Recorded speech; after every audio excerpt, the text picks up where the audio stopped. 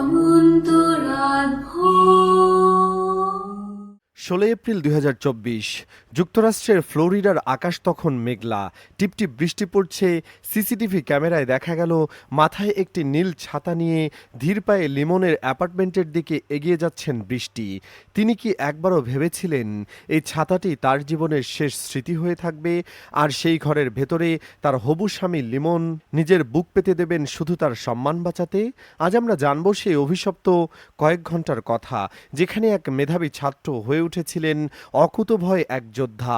লিমনের শেষ মুহূর্তের সেই অসম লড়াইয়ের রোমহর্ষক কাহিনী জানতে ভিডিওটি শেষ পর্যন্ত দেখুন।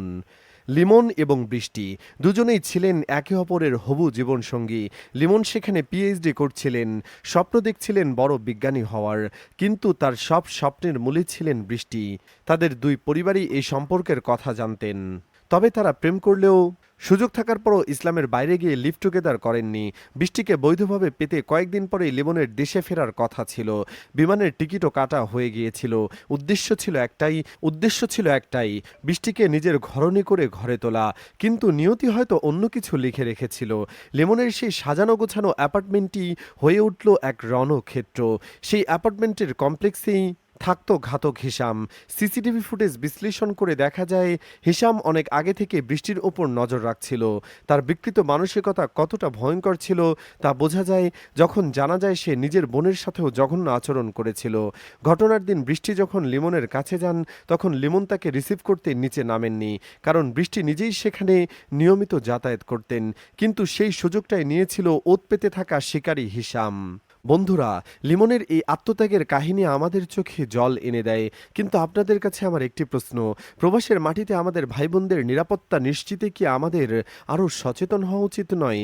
লিমনের মতো এমন মেধাবীর অকালে প্রাণ ঝরে যাওয়ার জন্য কি কেবল সেই ঘাতক দায়ী, নাকি আমাদের একাকিত্বের সুযোগ নেয় এই অপরাধীরা? আপনাদের মূল্যবান মতামত অবশ্যই নিচের কমেন্ট বক্সে লিখুন। আপনাদের প্রতিটি মন্তব্য আমাদের কাছে গুরুত্বপূর্ণ।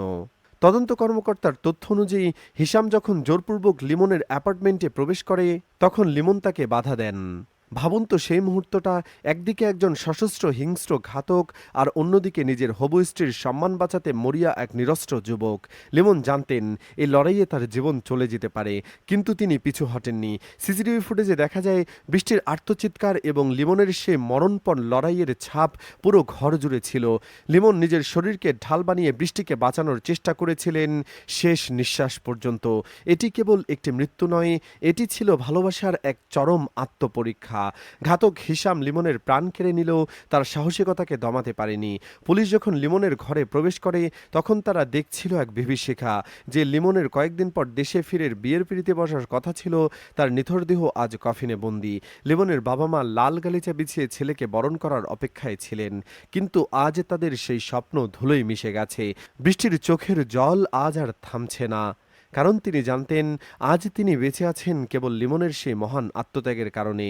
লিমনের এই কাহিনী আমাদের শেখায় ভালোবাসার এক প্রকৃত অর্থ কি।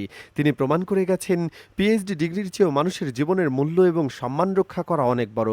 লিমনের এই বীরত্বগাথা কি কেবল একটি খবর হয়েই থাকবে, নাকি আমরা তার এই সাহসিকতাকে মনে রাখবো আজীবন? বন্ধুরা, ভিডিওটি ভালো লাগলে একটি লাইক দিন এবং লিমনের আত্মার শান্তির জন্য দোয়া করবেন। আর এমন সত্যি এবং অনুপ্রেরণামূলক কাহিনী নিয়মিত পেতে জীবন কাহিনী চ্যানেলটি সাবস্ক্রাইব করে আমাদের পাশেই থাকুন। দেখা হবে পরবর্তী কোনো ভিডিওতে। ততক্ষণ ভালো থাকুন, নিরাপদে থাকুন। ধন্যবাদ।